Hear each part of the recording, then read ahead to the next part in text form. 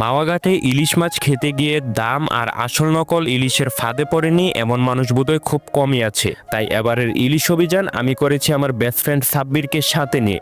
ও সাথে থাকলে ধরা খাওয়ার চান্স একবারে 0%।